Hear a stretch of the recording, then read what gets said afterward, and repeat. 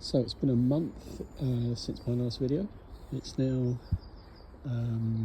April 17th, about 9 o'clock in the morning.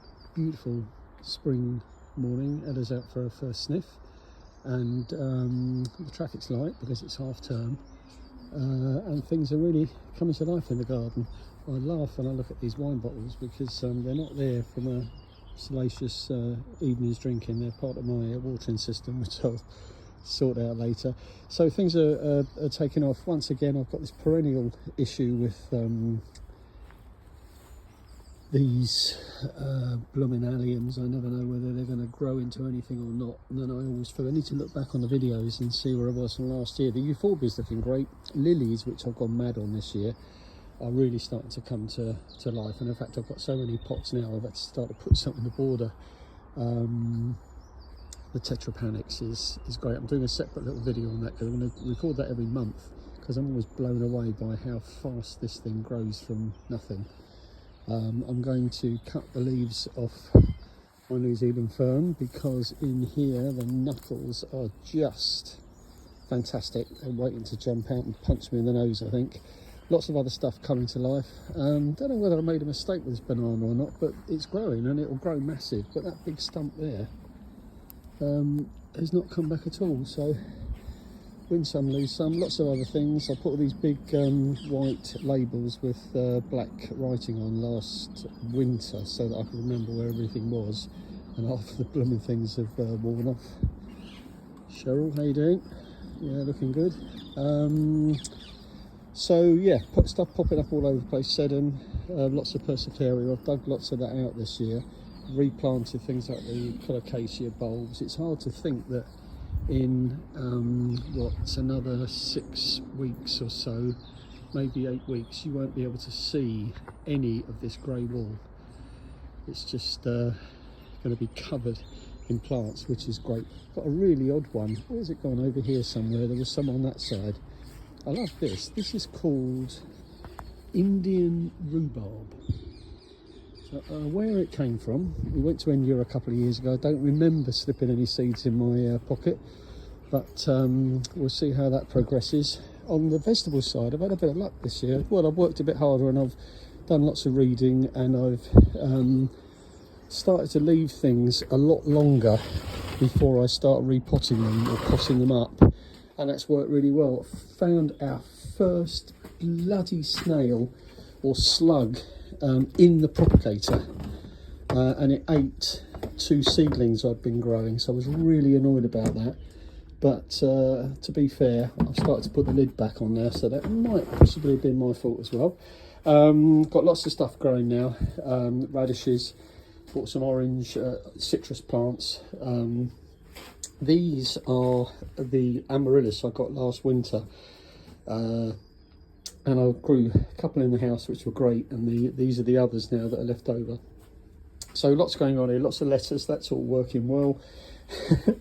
Why do they put so many seeds in one tomato packet? And I don't like leaving them and using one a year later, so now I've got about 25-30 tomato plants which are actually all grown very well, so I'm going to have to give loads of those away. There's a lovely local park that I'm hoping, if they do some sort of kids grow. Oh look, my little friend, this is a flying snail. I dispatched them over there. Also grew some mustard seed, which is great, really enjoying that, and very hot. So back out here, I started to put lots of salads and beetroot and so on in these boxes because it keeps them away from the slugs, and that seems to work so far. And I've used the automatic watering, so I don't have to worry about them when we go away at the weekends. Lots of lilies and stuff growing here. That's all still going well. Still not quite sure what I'm going to do down this side. All the garlic is going well. Got to check when. I've got a feeling you dig it up when all the leaves go yellow, but I need to check that. But everything else is coming on nicely. The big job today, and I'm actually looking forward to this, I looked at it yesterday, is behind the wall. So I've hardly been down here this year at all, but it is completely overgrown again. So I'm going to take a video of this again next year. It's going to take me a couple of days, but I am going to clear all this area again, and despite all the snails and slugs from last year, I'm going to try and grow the strawberry plants I had in the baskets. I got a good few strawberries off them last year, but I'm going to hopefully get more in the second year. But I'll get lots of sun. So that's south facing over there. That's an old sports field that's not used anymore. So this is where my day is going to be. And who knows, Chris may not even be able to find me if I stay quiet.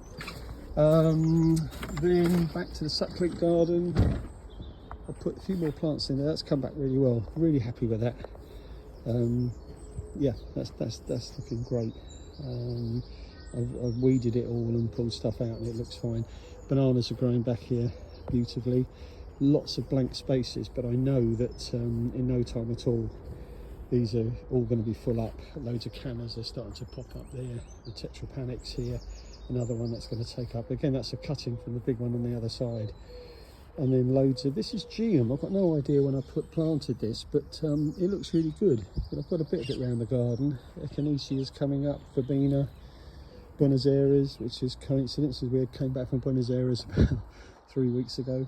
And this is one I'm really pleased with. This is the Brugmansia that I bought into the greenhouse last year, but we got very few flowers out of it last year, so I'm hoping for great things this year.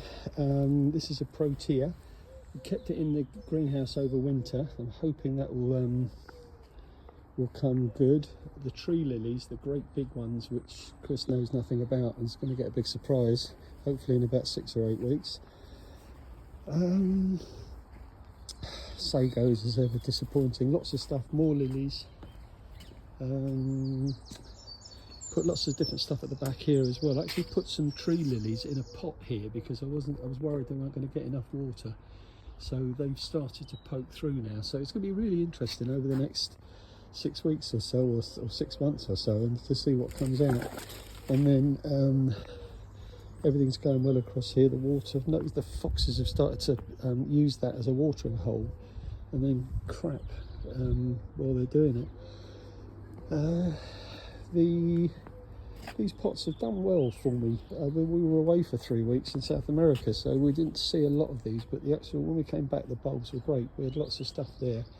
But I think it's this idea of it being a constant flow of colourful plants doesn't actually work, because the alliums are weeks behind the other stuff when they've died off, so I might have to change that next year. This is going well. The New Zealand fern's starting to get pushed. The planters are all looking good. Put lots of Alstroemeria in there last winter, and they're really starting to take shape now, so I'm looking forward to some colourful looking plants there. These two planters need a bit of a look at, and that's another one I took out the succulent garden, which I need to find somewhere to put. That's an Alstroemeria. That's come on really well. We're even getting some flower out of that now, so I'm looking forward to that. So all in all, it's been a interesting month, but things are really starting to kick off now, and there's no place I'd rather be on a sunny spring morning in West London than in my garden.